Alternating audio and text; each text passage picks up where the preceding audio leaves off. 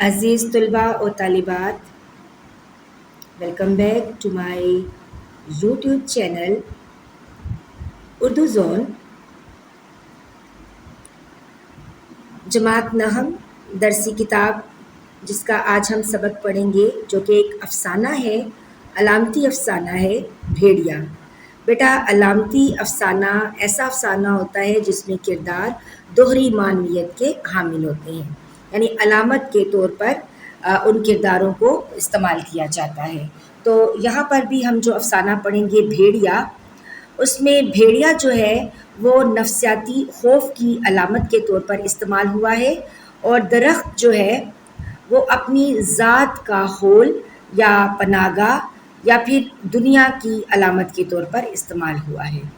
तो ये जो आप एक अफ़साना पढ़ेंगे भेड़िया, इसमें मुसन्निफ़ जो है अपने उस खौफ का ज़िक्र करता है, उस नफ्सियाती खौफ का तज़किरा करता है जो हम में से हर एक इंसान को अपनी ज़िंदगी में दरपेश है, कि लोग क्या कहेंगे, अपने कंफर्ट ज़ोन से बाहर निकलने की कोशिश ना करना, अपनी ही ज़ात के खोल में दबे रहना, लिपटे रहना और उससे बाहर ना निकलना, ये जो है इस अफ़साने का मरकज़ी ख़याल भी है। ये अफ़साना पश्तो ज़बान में लिखा गया अफ़साने का उर्दू तर्जुमा है जिसका नाम भेड़िया है, और ये फ़ारूक सरवर की किताब नदी की प्यास से लिया गया है। सिन्फ़े नसर में अगर हम देखें तो ये एक अफ़साना है, आप इसको अलामती अफ़साना लिख सकते हैं। अफ़साना एक ऐसी मुख्तसर कहानी होती है ये जो कि झूठी होती है। अदबी इस्तिलाह में ये एक ऐसी कहानी जो ज़िंदगी का जुज़ पेश करती है। अफ़साना इख्तिसार और वहदत तासुर की हामिल एक कहानी होती है। अफ़साना या मुख्तसर अफ़साना कमोबेश आधे घंटे में पढ़ा जाने वाला ऐसा किस्सा होता है जिसमें किसी एक वाक़े या ज़िंदगी को, किसी एक पहलू को इख्तिसार यानी मुख्तसरन और दिलचस्पी के साथ पेश किया जाता है। आगे अफ़साने की अज्ज़ाई तरकीबी हैं, ये देख लीजिएगा। हम इस अफ़साने का पहले मरकज़ी ख़याल देख लेते हैं कि इस अफ़साने में माहौल के जबर और अंदर के खौफ को अलामती अंदाज में पेश किया गया है, और यही इस अफ़साने का मरकज़ी ख़याल है। खौफ जो हालात के जबर ने इंसान के अंदर भर दिया है, वो खौफ के इस बुत को तोड़ने के लिए तैयार नहीं है। अगर वो चाहे तो ज़रा सी हिम्मत करके खौफ के इस बुत को तोड़कर हमेशा के लिए आज़ादी हासिल कर सकता है। अफ़साने के आखिर में मुसन्निफ़ ने उसी आज़ादी की बात की है जो कि असल आज़ादी है, कि इंसान हर खौफ से आज़ाद हो जाए। अफ़साना शुरू करने से पहले मुसन्निफ़ का एक मुख्तसर सा तारुफ़ जो है वो जान लेते हैं। डॉक्टर फ़ारूक सरवर, जो कि 25 मई सन 1963 में बलोचिस्तान के दारुल हुकूमत कोयटा में पैदा हुए। उन्होंने बलोचिस्तान यूनिवर्सिटी कोयटा से एमए इंग्लिश करने के बाद गवर्नमेंट लॉ कॉलेज लाहौर से एलएलबी का इम्तिहान पास किया। 1991 में कोयटा ही में कानून की प्रैक्टिस शुरू कर दी थी और आज तक उसी पेशे के साथ वाबस्ता है, यानी जुड़े हुए हैं, मुंसलिक हैं, और सेशन कोर्ट कोयटा और बलूचिस्तान हाई कोर्ट कोयटा में बतौर एडवोकेट काम करते हैं। फ़ारूक सरवर को कहानियाँ लिखने का शौक़ बचपन ही से था। तादमे तहरीर, यानी जब तक इन्होंने ये तहरीर लिखी है, उनकी 17 किताबें छप चुकी हैं यानी शाया हो चुकी हैं, जिनमें से 12 किताबें पश्तो की, 4 उर्दू की और 1 किताब अंग्रेज़ी की है। उन्हें उनकी अदबी खिदमात की बिना पर 3 बार हुकूमत बलोचिस्तान की तरफ से बेहतरीन किताब के इनाम का और हुकूमत पाकिस्तान की जानिब से प्राइड ऑफ परफॉर्मेंस का हकदार करार दिया जा चुका है, और अकादमी अदबियात इस्लामाबाद की जानिब से खुशहाल खान खटक एवार्ड भी ये अपने नाम कर चुके हैं। फ़ारूक सरवर बड़े औसाफ के हामिल लिखारी हैं, यानी मुसन्निफ़ है। वो बैक वक्त अफ़साना निगार, नावल निगार, कॉलम निगार, मुतरजम और रेडियो और टीवी ड्रामों के आर्टिस्ट भी हैं, यानी ये ड्रामों में भी काम कर रहे हैं और रेडियो पर भी ये काम कर रहे हैं। उनकी पश्तो افسانوں سے ترجمہ شدہ اردو کتاب کا نام ندی کی پیاس ہے، اور شاملی کتاب افسانہ بھیڑیا اسی کتاب سے مستعار ہے۔ مستعار یعنی وہاں سے اسی سے اخذ کیا گیا ہے، ماخذ اس کا جو ہے وہ ندی کی پیاس ہے۔ یہ ایک علامتی افسانہ ہے جس میں انسانی جذبات کا بکمال اظہار ہوتا ہے۔ بعض قارئین کو یہ افسانہ اس قدر پسند آیا کہ مصنف نے اس کا انگریزی ترجمہ بھی کیا ہے۔ ان کی دوسری تصانیف میں دریا، لوا، سکاروائی، ادب سر، ساگوان اور مجرم شامل ہیں۔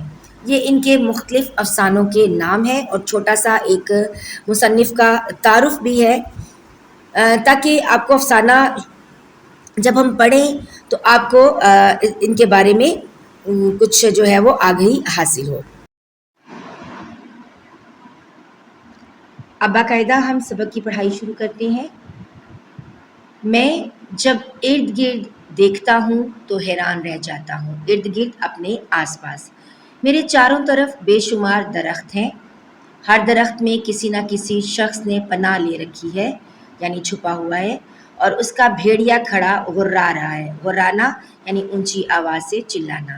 بہت دیر سے میں نے ایک درخت میں پناہ لے رکھی ہے، میں اب تھک چکا ہوں اور میری یہ خواہش ہے کہ نیچے اتروں، لیکن کمبخت بھیڑیا مجھے نیچے نہیں اترنے دیتا۔ وہ نیچے کھڑا مجھے مسلسل خوفناک نظروں سے دیکھ رہا ہے اور اس انتظار میں ہے میں کب اتروں گا اور وہ مجھے چیر پاڑ کر کھا جائے گا۔ تو یہاں پر مصنف جو ہیں نیند کی حالت میں ایک خواب دیکھ رہے ہیں، اور اس خواب میں وہ دیکھتے ہیں کہ ایک بھیڑیا ان کے پیچھے لگا ہوا ہے جو درخت کے نیچے ہے، اور مصنف جو ہیں وہ درخت پر چڑھے ہوئے ہیں، اور ان کو یوں لگتا ہے کہ یہ بھیڑیا جیسے ہی یہ درخت سے نیچے اتریں گے ان کو کھا جائے گا، کیونکہ وہ مسلسل ان کو گھور رہا ہے۔ اور یہاں پر اگر ہم یہ دیکھیں نا تو یہ بھیڑیا انسان کا خوف ہے، انسان کا نفس ہے یا انسان کا خوف ہے جو اسے آگے بڑھنے میں رکاوٹ پیدا کر رہا ہے۔ آگے بڑھتے ہیں۔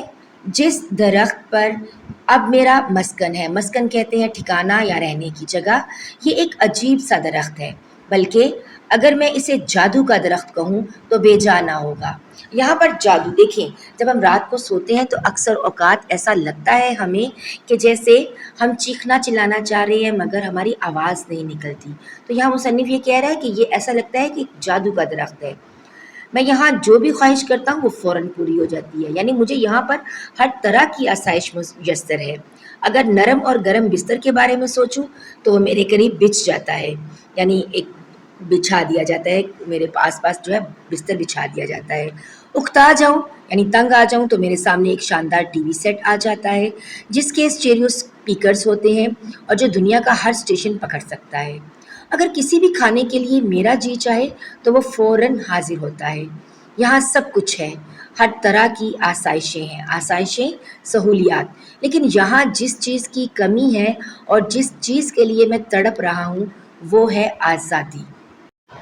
لیکن یہ آزادی مجھ سے قربانی کا تقاضا کرتی ہے، اور قربانی یہ مجھے نیچے اترنا پڑے گا اور بھیڑیے کو ہلاک کرنا پڑے گا، لیکن مجھ میں اتنی جرأت نہیں، میں بھیڑیے سے خوف زدہ ہوں اور وہ مجھ سے زیادہ طاقتور ہے۔ یعنی انسان کو ہمیشہ جو خوف رہتا ہے نا کہ میں یہ نہیں کر پاؤں گا، مجھ میں اتنی طاقت نہیں ہے، مجھ میں اتنی ہمت نہیں ہے، تو یہاں پر وہ بھیڑیا جو ہے نا علامت کے طور پر انسان کے خوف کی علامت کے طور پر استعمال ہوا ہے، اور یہاں پر مصنف یہی بتا رہے ہیں۔ اگلے پیراگراف کی طرف بڑھتے ہیں۔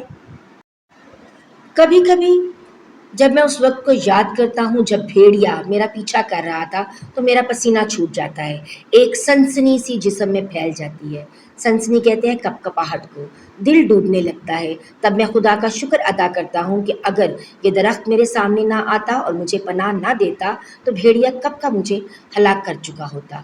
مایوسی کے اس گھپ اندھیرے میں کبھی کبھار اس بات پر بھی خوش ہو جاتا ہوں کہ درخت کافی اونچا ہے اور میں یہاں ہر طرح سے محفوظ ہوں اور بھیڑیا میرا کچھ نہیں بگاڑ سکتا۔ دن کے وقت تو میری حالت ٹھیک رہتی ہے، کوئی نہ کوئی مصروفیت نکل آتی ہے، لیکن جو ہی رات ہوتی ہے ایک عجیب سی اذیت کا سامنا کرنا پڑتا ہے۔ اذیت کہتے ہیں جسمانی تکلیف کو۔ سو جاتا ہوں تو خوفناک خواب مجھے ڈراتے ہیں، ایک قیامت سی مجھ پر گزرتی ہے، تمام جسم تھکا ہوا ہوتا ہے اور ایک ایک انگ کہتے ہیں جسم کا حصہ، ایک ایک انگ یوں دکھ رہا ہوتا ہے جیسے کسی نے چابک سے مجھے سخت مارا ہو۔ چابک بیٹا کہتے ہیں ایک پتلی سی جو چھڑی ہوتی ہے جس کے ساتھ ایک رسی بندھی ہوئی ہوتی ہے چمڑے کی، اس کو چابک کہتے ہیں، جس سے گھوڑوں کو ہانکا جاتا ہے یا جانوروں کو ہانکا جاتا ہے۔ اکثر میں یہ سوچتا ہوں کہ میں کب تک اس عذاب میں مبتلا رہوں گا، کب تک انتظار کروں گا کہ بھیڑیا بھوک سے مر جائے، لیکن وہ بجائے مرنے کے پہلے سے زیادہ طاقتور ہو جاتا ہے۔ یہاں پر مصنف یہ بتا رہے ہیں کہ دن کا وقت جب انسان دوسروں کے ساتھ گفتگو میں بات چیت میں مگن ہوتا ہے تو اس کا جو اندر کا خوف ہوتا ہے نا وہ اس کو نہیں ڈرا پاتا، مگر جیسے ہی انسان اکیلا ہوتا ہے تو پھر اس کا نفس اس پر حاوی ہو جاتا ہے اور مختلف قسم کے خوف اسے ڈرانے لگتے ہیں۔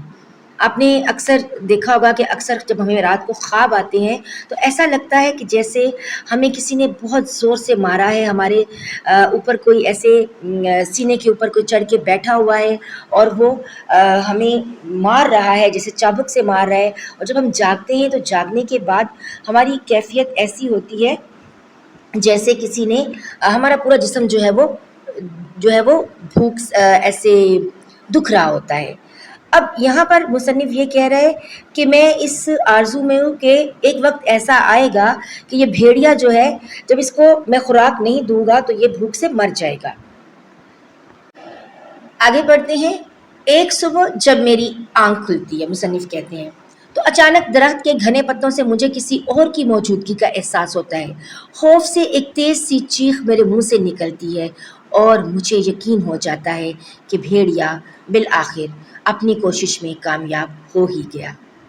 پھر میری حیرت کی انتہا نہیں رہتی جب مجھے پتہ چلتا ہے کہ وہ میرے ہی جیسا ایک شخص ہے، پریشان اور گھبرایا ہوا۔ اس اجنبی نے درخت پر، اجنبی جس کو ہم جانتے نہیں ہیں، ایک اور بھیڑیے کے خوف سے پناہ لے رکھی ہے۔ اس کا بھیڑیا بھی نیچے کھڑا غرا رہا ہے، درخت پر پنجے گاڑ رہا ہے، لیکن تمام کوشش کے باوجود اونچے درخت پر چڑھ نہیں پاتا۔ ہم دونوں لوگ ہیں جو اپنے اپنے بھیڑیوں سے خوف زدہ ہیں، باوجود یہ کہ درخت میں ہمارے لیے ہر طرح کی آسائشیں موجود ہیں، لیکن ہم ان آسائشوں سے خوش نہیں ہیں۔ جبر کہتے ہیں مجبوری کو، اور اکتاہٹ کہتے ہیں بے دلی یا بیزاری کا احساس دن بدن ہمیں کھائے جا رہا ہے۔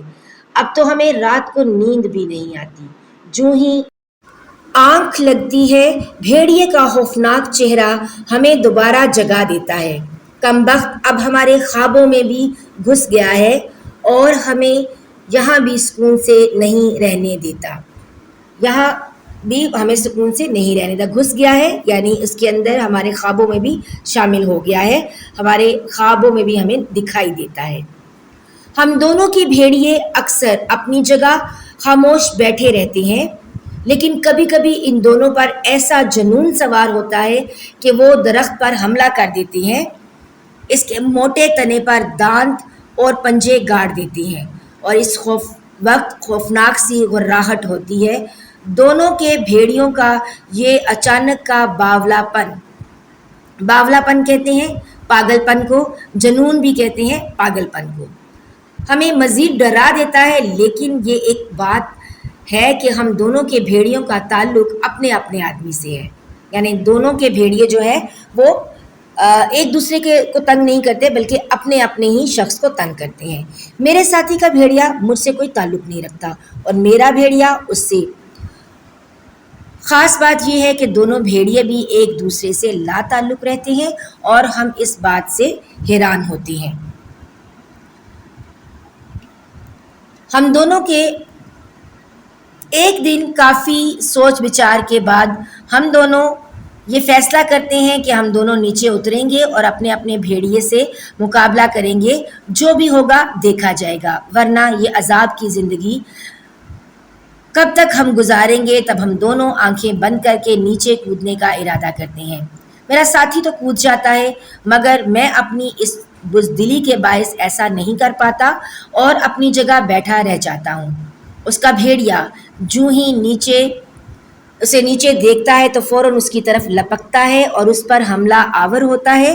میرا بھیڑیا بھی خبردار ہو جاتا ہے اور اس کے کان کھڑے ہو جاتے ہیں، لیکن جب میں نیچے نہیں اترتا تو وہ غصے سے آگ بگولا ہو جاتا ہے اور پاگلوں کی طرح درخت کے موٹے تنے کے ساتھ لڑنا شروع کر دیتا ہے۔ اس سے بیشتر کہتے ہیں پہلے کہ میرے ساتھی کا بھیڑیا اسے زمین پر گرائے، وہ اس چھوٹی سی شاخ سے بھیڑیے کو مارتا ہے جو اس نے درخت سے توڑی ہوتی ہے۔ اس کا بھیڑیا اس وقت زمین پر گرتا ہے اور چند ہی لمحوں میں مر جاتا ہے۔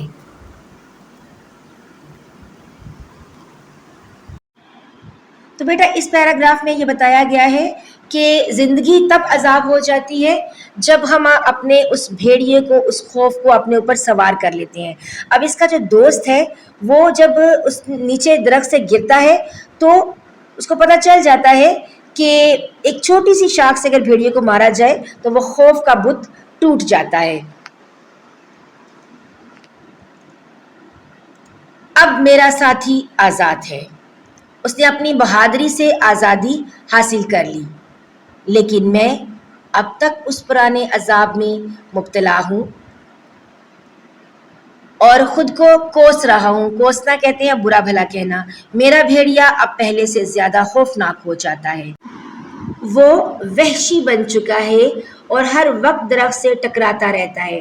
شاید اس کا یہ خیال ہے کہ اس طرح میں درخت سے نیچے گر پڑوں گا یا درخت ٹوٹ جائے گا، مگر میں نے ہر وقت درخت کی شاخوں کو مضبوطی سے پکڑا ہوتا ہے اور مارے خوف کے میرا جسم پسینے میں ڈوبا ہوتا ہے۔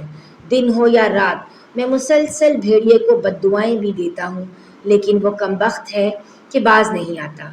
میرا ساتھی مجھے مسلسل آوازیں دیتا ہے، وہ قسمیں کھاتا ہے، اگر تم نیچے اترو تو بھیڑیا تمہارا کچھ نہیں بگاڑے گا، وہ بہت کمزور ہے، تم اسے آسانی سے مار سکتے ہو۔ لیکن مجھے اس کی بات پر یقین نہیں اور اوپر کھڑا خوف سے کانپ رہا ہوتا ہوں۔ اب چند ایسے واقعات شروع ہو جاتے ہیں کہ مجھے یہ یقین ہو جاتا ہے کہ میں بالآخر مر جاؤں گا۔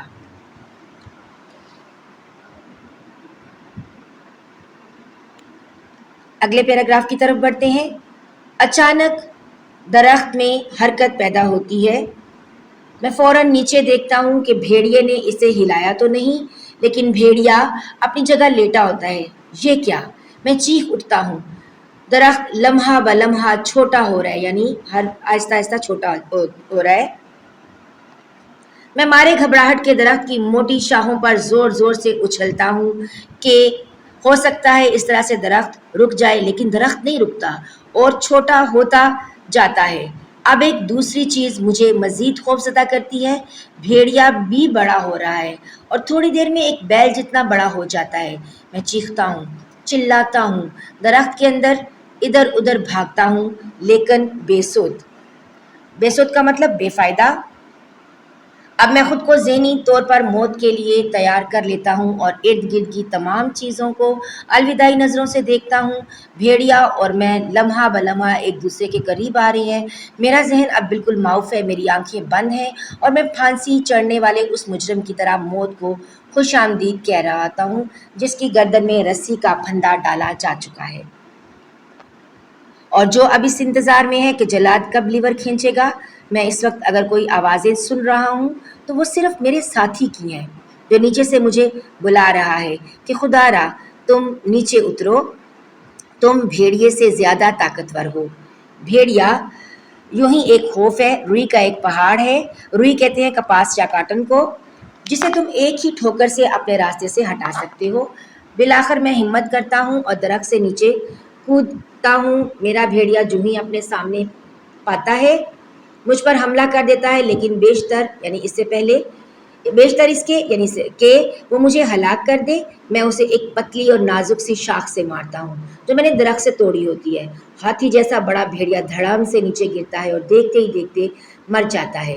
اب میں آزاد ہوں، کتنی حسین ہے آزادی، کتنا خوبصورت ہے اس کا احساس۔ میں خوشی سے چیخ اٹھتا ہوں، رقص کرتا ہوں، دیوانوں کی طرح اچھلتا ہوں۔ لیکن کچھ دیر کے بعد جب میرا جوش کم ہوتا ہے تو اپنے ساتھی کی طرف دیکھتا ہوں تاکہ اس کا شکریہ ادا کروں، لیکن میرا ساتھی اپنی جگہ موجود نہیں ہے۔